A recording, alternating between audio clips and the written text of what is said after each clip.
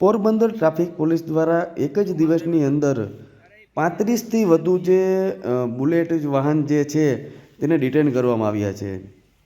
આ પ્રકારના જે ડિટેન કરેલા જે વાહનો છે તેમાં જે મોડિફાઈડ સાયલેન્સર છે તે લગાવવામાં આવ્યા હતા।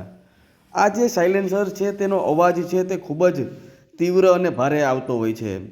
જ્યારે આ પ્રકારના વાહનો ભારે ગતિએ રસ્તા પરથી પસાર થાય છે ત્યારે આસપાસ જે વાહનો ચાલતા હોય છે તેમાં રીતસર ભયનો માહોલ છે તે સર્જાઈ જતો હોય છે। ખાસ કરીને આ પ્રકારના વાહનો છે તે શાળા કોલેજો નજીક ધૂમ સ્પીડે ચાલતા હોવાનું પણ ક્યાંક ને ક્યાંક ફરિયાદો છે તે પોલીસમાં સામે આવી હતી।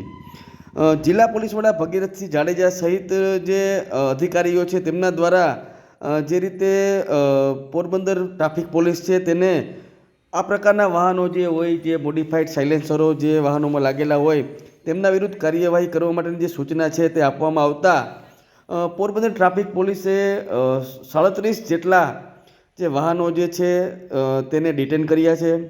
મહત્ત્વની વાત છે આગામી સમયમાં પણ આ જ પ્રકારે જે આવા કોઈ વાહનો જો કોઈ મોડિફાઈડ સાયલેન્સરવાળા હશે તો તેમના વિરુદ્ધ પણ કાર્યવાહી કરવામાં આવશે તેમ પોરબંદર ટ્રાફિક પોલીસ છે તેમના દ્વારા જણાવવામાં આવ્યું હતું।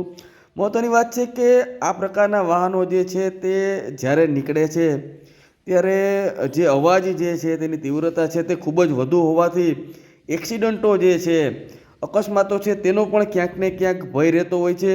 ત્યારે આ પ્રકારની જે કાર્યવાહી પોલીસ દ્વારા કરવામાં આવી છે તેને શહેરીજનોએ પણ બિરદાવી છે।